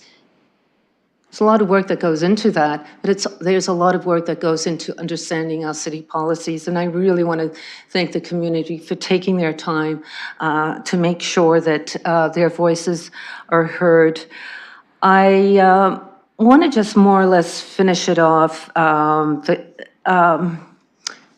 hear a lot of frustration. I think a lot of frustration comes from, at this zoning application stage, there's no appeal process. There's no way going forward for the community to give input. So this is why we really need to take the time, understand the concerns. I want to talk a little bit about the growth in this area. In the past 8 years, we have seen 2 5-story apartment buildings go on the north side of Commissioners Road. We just approved a 4-story. Now we've got that 6-story. There's a lot of changes going on in this community. Added to that, there's other areas of intensification going on in Byron and developments in the surrounding area of Byron. These are true concerns because Byron is changing, and change is difficult. And our infrastructure, how we move around, don't have a lot of opportunities, really is lagging far, far behind as we approve all these intensification projects, which we know our policy support and we must build. So I just wanted to bring those comments forward. I really appreciate the committee supporting the reassessment of sidewalks on Reynolds, and I just want to remind the committee that this is an area, it is a school zone, it's a community zone, there's lots going on. Thank you. Thank you, Councillor Hopkins. I'm going to look for other speakers. Councillor Cuddy. Thank you, Chair, and through you. And I want to thank Councillor Hopkins and Councillor Pelosa for coming up with that amendment. I think it's a great amendment. Thank you very much. I just have a few questions to the applicants. Mr. Fleming, I don't know if you want to take this, or Ms. Crowley, but we've heard a lot about traffic on Reynolds Street, and I'm sure we don't want to hear any more about it, but I know you did a traffic study, so I'd like to hear a little bit about the traffic study if I could. Yes, through you, Mr. Chair. We did complete a traffic study. Paradigm did complete that as part of our site plan application. Primarily, the number of trips generated from the traffic study as a result of the development was 18 trips in the morning and essentially 26 trips in the evening. So this was based on their report. So they did note that this development is a low trip generator based on a standard mid-size residential apartment building. And they also noted that no improvements or left-hand turn lanes were required as a result of this trip generation. Thanks. Thank you. Okay, thank you. Counselor. Thank you, Chair. Because I know that has had a lot of interest and a lot of questions today. Mr. Fleming, this is a question you may want to take. So I'm curious about how this works with the London plan, and I know you're familiar with that. So if you wouldn't mind addressing that.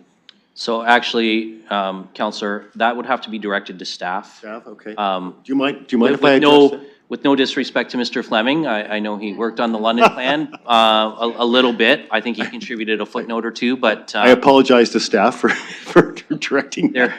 There's also been a number of changes to the amendment and amendments to the London plan since Mr. Fleming's time with us. So I think we need to. Can I rephrase that? Thank you. And to staff, if you wouldn't mind, how this affects, how this works with the London plan, whether or not it's consistent with what we want to see. Thank you. Which I see heads looking back and forth, so whoever wants to start. Through the chair, this application is consistent with both Table 10 and Table 11 of the London Plan, which permits low-rise apartment buildings at 6-story heights. Thank you. Councillor? And I do apologize. I have one last question, if you don't mind, Chair. We've talked about the neighborhood and how we can mitigate impacts on the existing neighborhood, and maybe you could just address that in bullet point form, if you don't mind. Well, again, I don't think that we can go to the applicant for that. I think you've heard some staff answers on a number of the questions that the residents raised. I'm just, sorry, Chair, I'm just interested in how we're going to limit noise and so on around that with the construction. That's all I'm asking for. So. Okay, so you're asking more about implementation, construction mitigation plans that the applicant may have. Okay, that I will say is in order. So we'll go back up to the applicant to respond to mitigating impacts during construction. Yeah, so TriCar, again, like we've said before, this isn't their first kick at the can. So they have done quite a few projects in the area, through construction fencing and traffic schedules. We are required to comply with the city's noise bylaw. So again, construction won't occur outside of the area that we're allowed to. Like we said, we are motivated to complete the project, but again, respecting the neighbors and using construction fencing and traffic schedules, we will comply with the city's noise bylaw for that. Thank you. Councillor Cuddy? Thank you, Chair. Any other speakers? Seeing none, again, if the committee will just indulge me from the chair briefly. So often we have folks come to the gallery and tell us why they don't want sidewalks in their neighborhood. I'm really supportive of the amendment that Councillor Hopkins has brought forward and heard the community loud and clear about the desire to see sidewalks brought online much sooner. And I'll tell you, I personally publicly extend to Councillor Hopkins anything that I can do to assist you in making that happen sooner than later. Happy to do that. As I noted, we've got a provincial election on and Councillor Pribble's absent. I know there was some folks in his ward that didn't want a sidewalk. Maybe we can borrow his and move it over to Reynolds for you. We do have to reprioritize those from time to time based on how the city's growing and developing, and I think this is an excellent example where the previous assessment can't hold. I agree with what I heard from the residents. 10 years from now is way too long to wait for a sidewalk.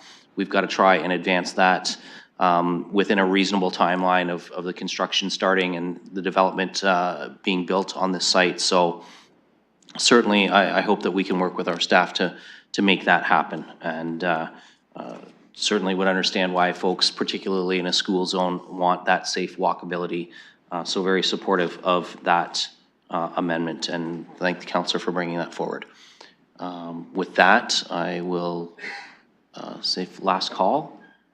And seeing none, I will ask the clerk to open the vote.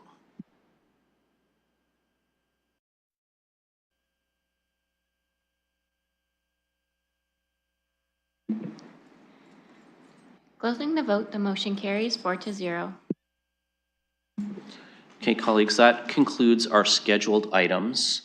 I did want to see if Councillor Hopkins, just before you leave, sorry, I know you had you were a co-signer on 4.2 with the business improvement area bylaws, and I wanted to see if there was a desire to just change the order and deal with those first so that you can continue with the rest of your day as you need to do. So if colleagues, unless there's any objections, we'll deal with 4.2 first. That's Councillor Pelosa and Hopkins' motion on the business improvement area bylaws.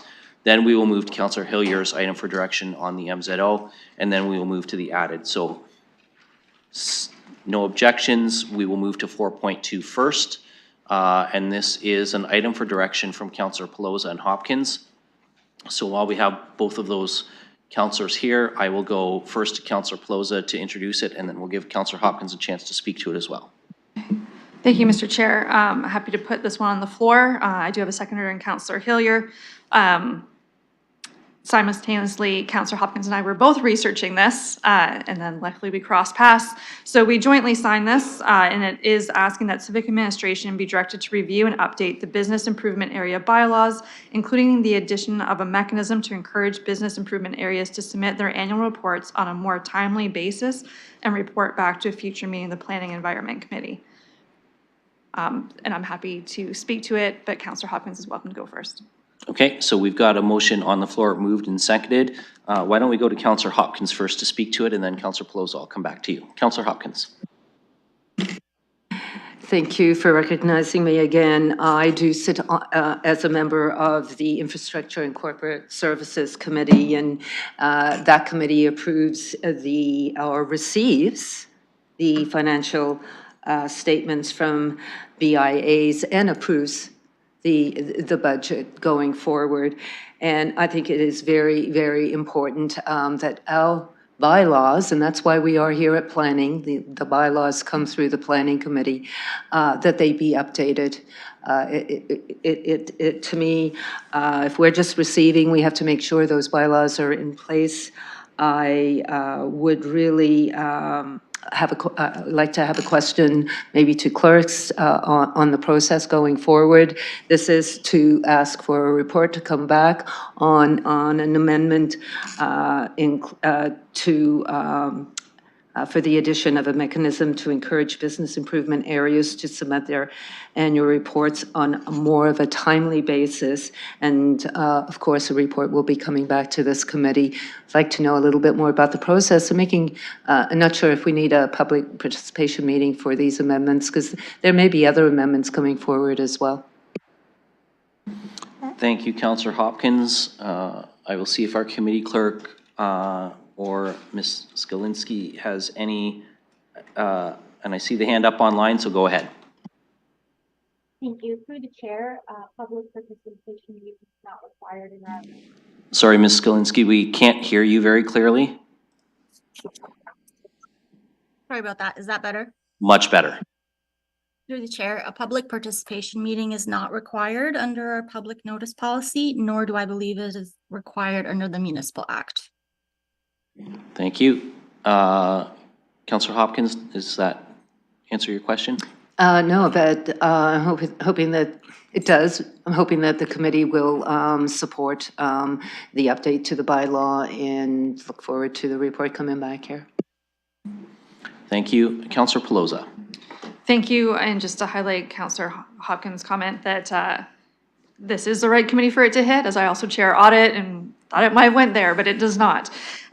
So just having some concerns of lags in some of the annual financials, realizing the city is the one to collect the money and redistribute it, and making sure that we're doing everything we can for timeliness and transparency of those funds coming in and being dispersed back out.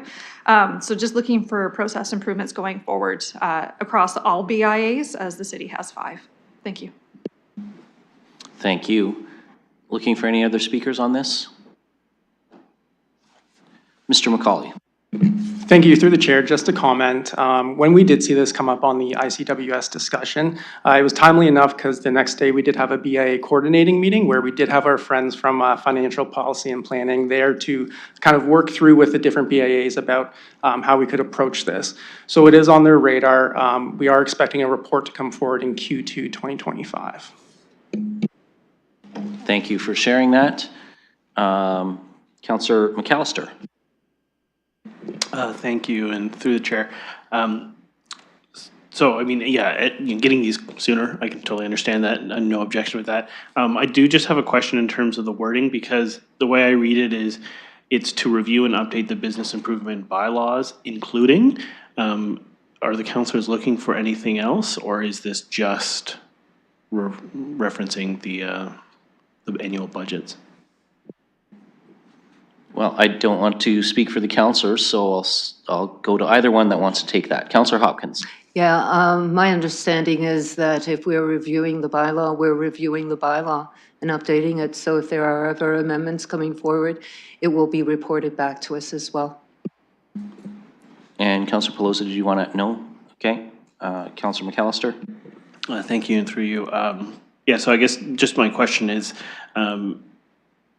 in reviewing it, is there anything else we're looking for? Is this meant to be a council-driven thing, or is it a staff review? What exactly outside of the budget are we looking for, or is this just to open up the bylaw for a discussion? Because I'm just confused, because I have a BIA meeting tonight, and I already have got questions saying, well, what does this entail and what's on the table? Like, I worry when we open up a bylaw, we have this discussion a lot. Like, what are we talking about in terms of the discussion? Like, is this something we're putting back to the BIAs to say, do you have anything you want updated? I'm happy to provide that feedback. I have a meeting tonight, but I'm just looking to know if this is staff driven or if this is council driven and what we're looking for. Councillor Hopkins. I think it is to support staff as they review the financial statements, and it's not really putting an onus on any of the BIAs to do anything at the moment. It's the bylaw itself that needs to be reviewed and updated to support staff viewing the financial statements, since that's what we do. We receive, and then we set the levy going forward. Councillor Pelosi. Thank you. My main focus of interest was for anything we do for adherence to submitting their annual reports. I know some other cities have different bylaws enacted, which might be of use to London, but certainly as it does state that the civic administration be addressed to review the BIA's bylaws, that if there is something the BIA is aware of that they have an issue with, I think it's a good opportunity. I know that when the parking stuff comes up, we get a bunch if we're already in there. We just had the holding provision stuff, that if there is outstanding administrative stuff to clear up, I'm happy to learn about that at committee too, though my main focus was just the annual reports. Yeah, and I think just before I go back to you, Councillor McAllister, the language speaks to review and update, including the addition of a mechanism to submit annual reports on a more timely basis, but also to report back to us. And so at that point, there could be additional directions, and the BIAs themselves may provide some feedback. Once staff has brought forward their recommendations, the BIAs themselves may have some other suggestions that they want to offer. I'll go back to you though, Councillor. Thank you, and through you. No, I just appreciate like having more information, because operations versus governance, I just know, you know, I want to kind of steer the conversation a little bit. I don't want to open a whole can of worms, but I appreciate, like, we need to update bylaws periodically. But I guess to staff, my question would be, you know, just keeping us in the loop, you know, whatever is brought forward, just giving us ample opportunity to have those engagements with our BIAs, because we have monthly board meetings is my schedule, so I would imagine it's the same for everyone else, but just to allow us enough time to be able to have those conversations at the board level. Thank you, Councillor. I don't have any other speakers on this. Before we vote, I'll just share a quick thought. And I know that the clerks are listing in online, and I know Mr. McCauley's here. Right now, our BIAs have bylaws that come through PEC. They report to corporate infrastructure and corporate services, and then they also report to audit. If thought could be given to how, and I know that Planning and Environment Committee has to approve the boundaries, and that's probably why the initial bylaw is approved here. But if there's any process improvement wherein for the future, bylaws and governance are dealt with by one standing committee, that would probably be preferable than having to come to planning and then report to corporate services and then be a final review from audit on the financials. So if we can just bend our thoughts to that a little bit, that would be my ask as staff look at this moving forward. And with that, I will ask the clerk to open the vote.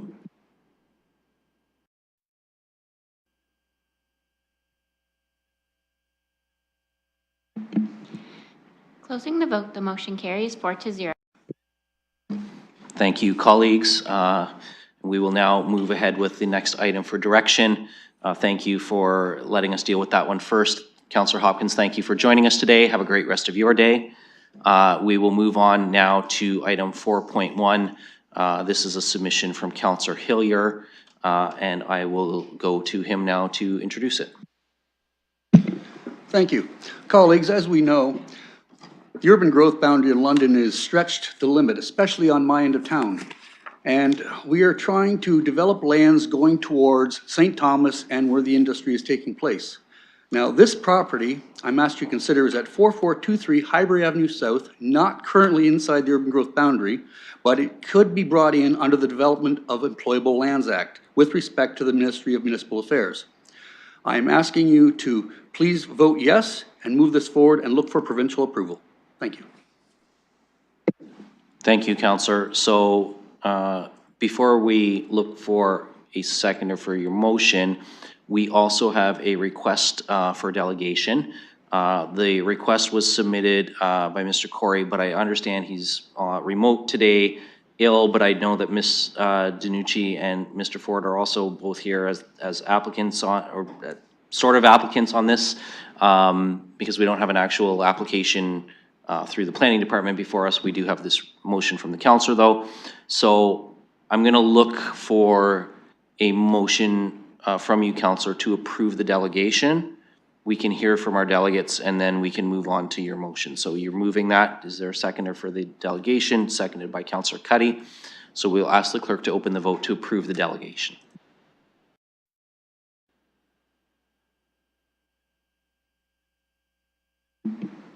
Closing the vote, the motion carries 4-0. Thank you, colleagues. So Councillor Hillier has sort of introduced what he wants to bring forward. I'm going to leave it up to Mr. Corey and Mr. Ford and Ms. Danucci as to who wants to speak, but I see Mr. Ford pointing to the screen, so we're going to go to you, Mr. Corey, and you've got 5 minutes for your delegation. Thank you, Mr. Chair, and yes, I do apologize for not being there in person, although I have this wicked stomach flu that seems to be going around. I don't think anybody would appreciate me being there to share it with you. So do really appreciate the opportunity to speak to you. As you noted, Mr. Ford and Ms. Danucci are in the audience. They can obviously speak to any other details that they can in person.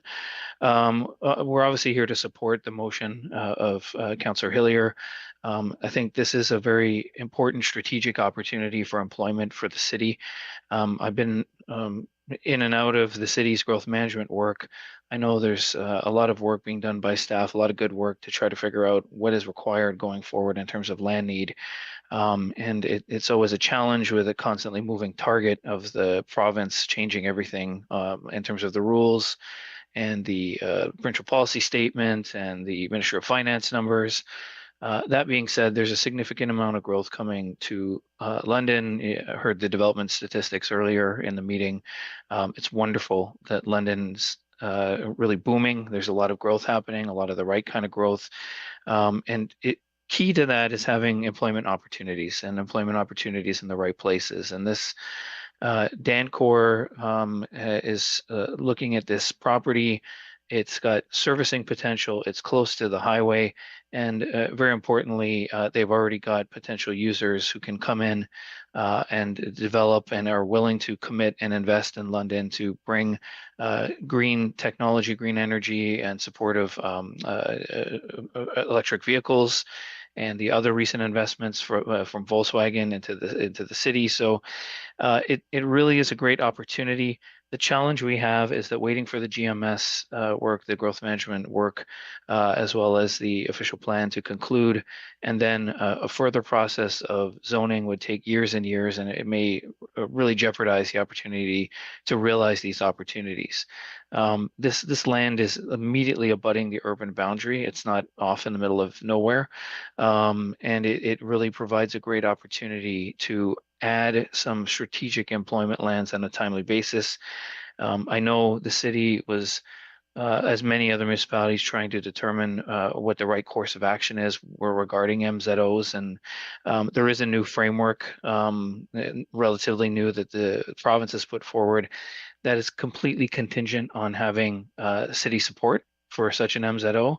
And the main reason for doing it would largely be to save time and to advance things in advance of the typical process. And for Dancor and the work that they want to do, having city support for the MZO and having the certainty that there is a commitment these lands will eventually go to development and can proceed is critically important for them to invest further and keep the investment opportunities that they think are here. And you know, the MZO process now is not like the one of the past. It is contingent completely on your support. It's contingent on doing all the study work that's required anyway for development. And there's still quite a lot of controls that come after this in terms of draft plan of subdivision and site plan applications that have to unfold. What really is the ask here is certainty that this is going to happen, that this is something the city would like to see happen, and then working with you and your staff and with the ministry to advance this in a more timely fashion than would otherwise occur. So with that, Mr. Chair, those are just wanted to speak in favor of it. Obviously, we're here to answer any questions. Again, apologize for not being there in person, but really appreciate the opportunity to do this virtually at least. And yeah, thank you very much. We're here to answer any questions you may have. Thank you, and so I will ask you to stay online in case there are questions that that colleagues want to direct towards you. We've used 4 minutes of the delegation time. I know things did not go as planned today with Mr. Corey not being here in person, so I'm going to use a little bit of chair flexibility here to see if Mr. Ford or Ms. DiNucci wants to add anything from the mic, but it would have to be within the minute or so left of. And I'm seeing a wave off there, so we will receive that delegation then. Thank you, Mr. Corey. Do stay with us as there may be some questions for you. So that delegation has been concluded. Now I will go back to Councillor Hillier. Should you wish to put a motion on the floor now that you've introduced the purpose of your item for direction. Thank you. Yes, I'd like to put a motion on the floor that the following actions be taken with respect to the Ministry zoning order for the lands municipally known at 4423 Highbury Avenue South. A, the request to the Minister of Municipal Affairs and Housing issue a Minister zoning order, MZO, for the lands municipally known as 4423 Highbury Avenue South to designate these lands for light industrial uses accommodating essential employment activities be approved.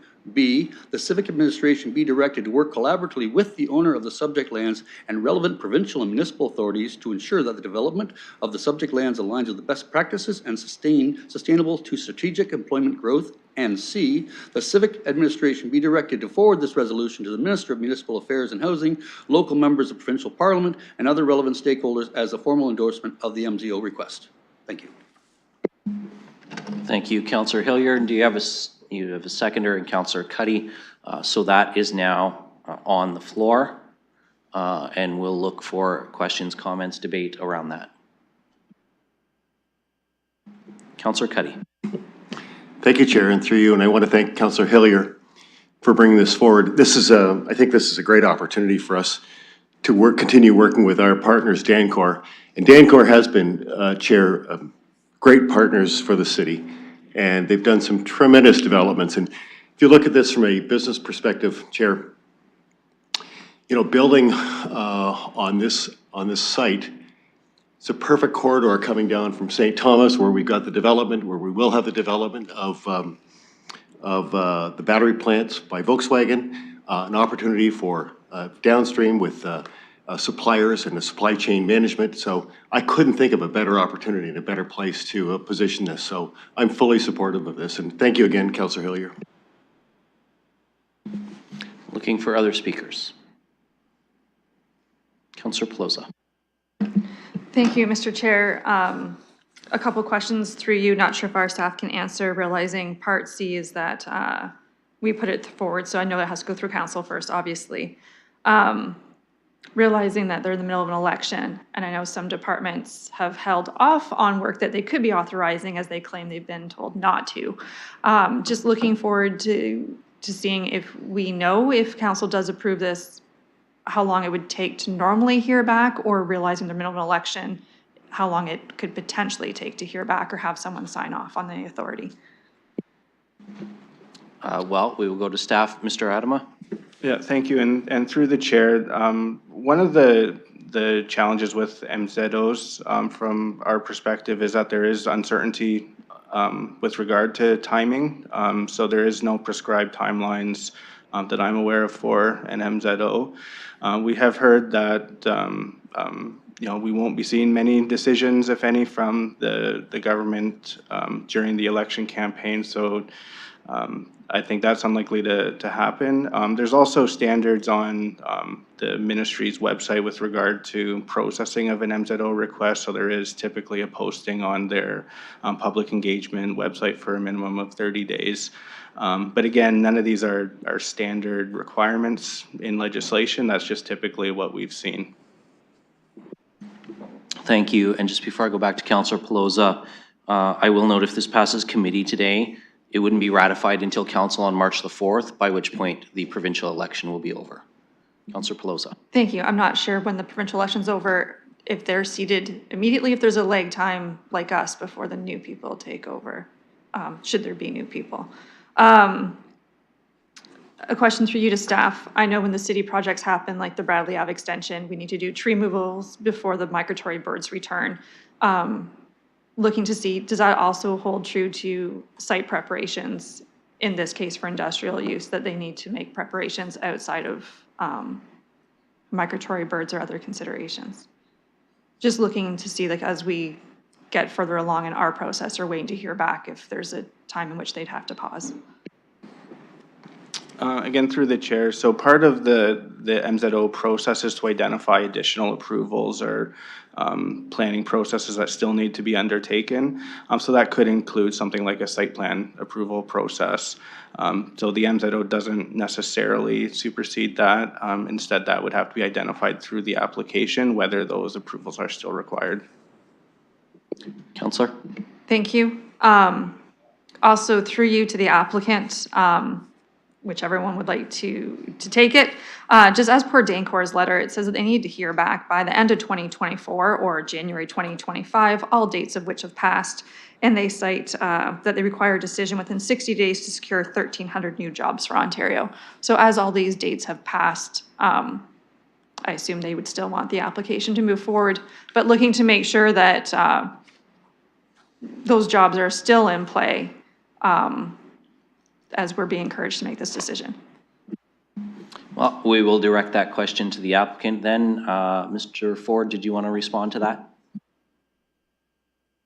The jobs are still in play. The clients have been advised that this is being extended, but they need some certainty that we're advancing so that we can continue our work with staff for all of the reports and site plan approvals that will be required. Councillor? That concludes my questions at the moment. Looking for any other speakers? Seeing none, then I will ask the clerk to open the vote.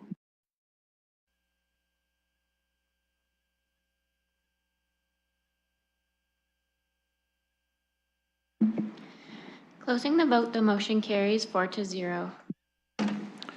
Thank you, colleagues. Moving on, we have one more item on our agenda, and that is the added from myself. So at this time, I'm going to ask Councillor Pelosa to take the chair. Thank you. I have the chair, but as I've left all my phones at home, which is also a stopwatch, can I ask the committee clerk to time the gentleman to your right and be brutally honest with him when he approaches 30 seconds? So, Deputy Mayor Lewis, the floor is yours to introduce your motion. I will notice that it is in the added, and for members of committee, photos of the potholes were also circulated by the committee clerk this morning to exemplify the issues he will speak to. Yes, thank you, Madam Presiding Officer. I'm going to try not to repeat too much of what I've outlined in my letter for you, but I will touch on just a couple of key points there, and I will advise that the photos that I was able to capture this morning, I will forward through the city clerk for an appendix addition for council meeting. Essentially, colleagues, I'm asking for your support to move forward so that Civic Administration can proceed with the road rehabilitation on Dundas Street East between Burdick Place and Beatrice Street in the summer of 2025. I spoke to Mr. McCrae to see what the timing was on this, following a number of complaints about the road degradation this winter. I know we're experiencing that all over the place, but the reality is that through various chains of communication, first it was committed to me that this would happen in 2022. I completely understand why it did not. We were in the midst of a pandemic. Things had to be delayed, put off. I do not blame staff for that at all. I completely understand why. It was then communicated that it would be happening in the summer of 2024. Summer of 2024 has come and gone, and this work has not proceeded. When I followed up expecting that we were just behind because of construction schedules, tenders, those kind of things, I was told that the delay would actually be until at least 2026 because this committee had approved in principle the Argyle Core Area Master Streetscape Plan, which is all well and good except that the plan has actually not been amended to the London Plan. The OPA has not been brought forward for council's approval. The Argyle Streetscape CIP component of the multi-year budget business cases was not included by the mayor, and I actually supported him not including that because we are under significant tax pressures right now. And quite honestly, there is no budget for the extra bells and whistles on this construction project. We simply need to move forward with this road rehabilitation. The PQI, the Pavement Quality Index, I'm going to not use acronyms here, is extremely poor. I will say Mr. Gillard's team has been exceptional at responding to the best of their ability to my request for temporary patches, both cold patch and hot patch when it's been available. Hot patch, of course, is always in short supply during the winter months because the asphalt plants are simply not producing it at this time of year. But those patches do not hold when the road degradation is where it is at. More freeze-thaw cycles mean more moisture penetrates, the cracks open wider, more potholes appear. You cannot fight a PQI that's this low with patches. You have to do a mill and pave. This was committed to the community in 2022. It was recommitted in 2024. We're in 2025. It needs to happen. So I'm asking for your support to suspend consideration of the Dundas Master Streetscape guidelines because they're not in force and effect yet. And just let Mr. McCrae's department proceed with the road rehabilitation.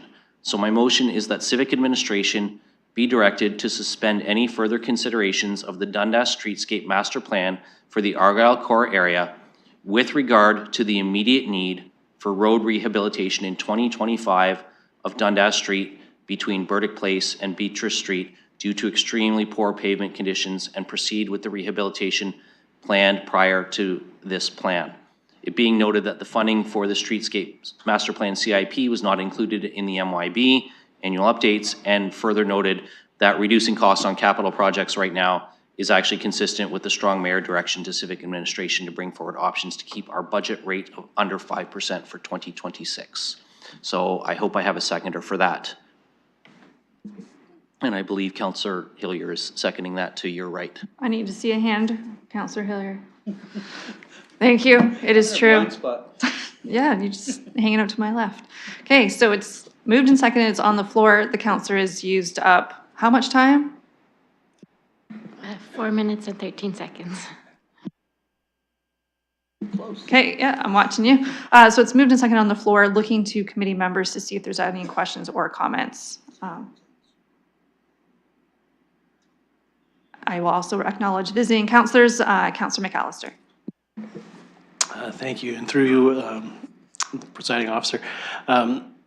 Yeah, it makes sense to me, everything that the deputy mayor laid out. I do just have a question regarding with the immediate road rehabilitation, and obviously with the streetscape master plan, CIP not being funded, down the road, would you then look to have the work that had previously been done incorporated into the plan?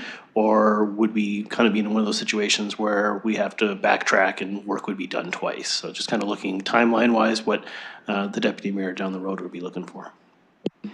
Thank you. I'll recognize the deputy mayor, also realizing that it's a multi-year budget cycle that did not receive funding, so that would be potentially a concern for next term of council. Deputy mayor, and I do have my own timer now, so please proceed. Well, I will note that I'm responding to a question, so I'm not actually using my speaking time. However, I will be as succinct as possible, Madam Chair. And the short answer, Councillor McAllister, is no, I do not envision coming back with a request for retrofitting. However, what would happen, and I would note that there's a communication from the BIA that was attached to this as well, they're in support of this, is that once the OPA is passed, and the streetscape plan is now part of the London plan, it would guide future redevelopment projects. So, you know, we approved 2 cycles ago, I believe, a new 10-story development on Dundas Street. There's a couple more that are in the loop, and so considerations around streetscape guidelines would be relevant to redevelopment, but would not be, we would not be coming back to look to retrofit into this section of road until it's time for that road to be rehabilitated again. So it would guide future works, but we would not be from a, I can say from a council perspective and from a BIA perspective, we are not coming back to you in 2027 saying rip it up and do it again now that we've got the streetscape plan funded if it's in the next MYB. It would just apply to future projects. Councillor McAllister. Thank you, and through you, I guess my next question would be more to staff, but in terms of, is it just road rehabilitation, or were there any underground projects scheduled to be accompanied with this? Thank you. To staff.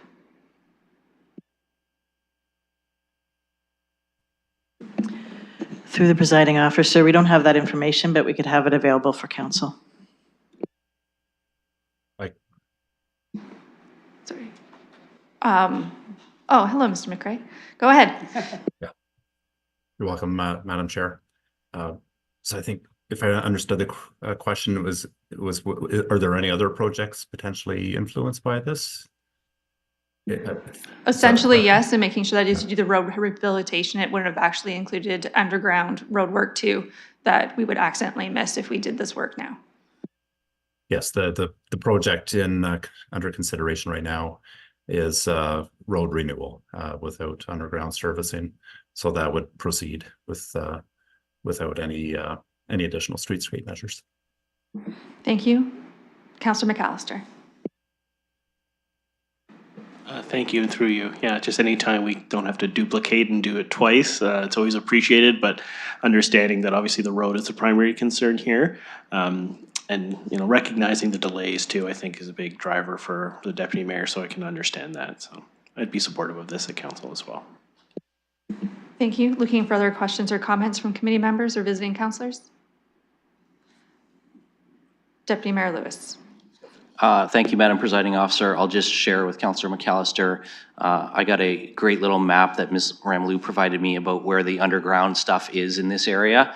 So thankfully, the work that we did on 2nd Street last year and the work that we did on the previous phase of Dundas between Burdick and First Street captures where the major sanitary and storm sewer trunks are. So it kind of actually goes up behind Dundas after that and heads over along Pottersburg Creek. And there actually is a separate project, again, happy to forward you the files, that are dealing with that more along the CP rail tracks.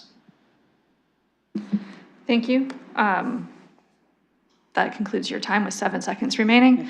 I see no further hands in chambers or online, so calling the vote of all in favor in the system.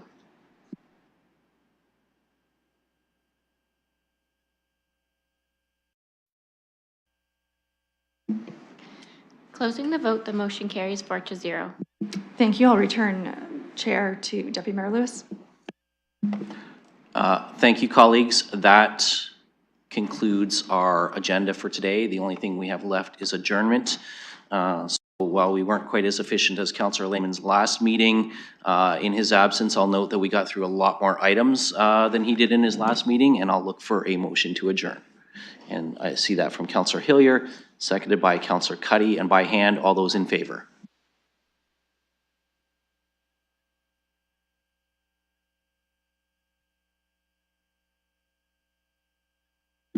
All in favor. That carries. We are adjourned. Thank you, everyone. Have a great rest of your day.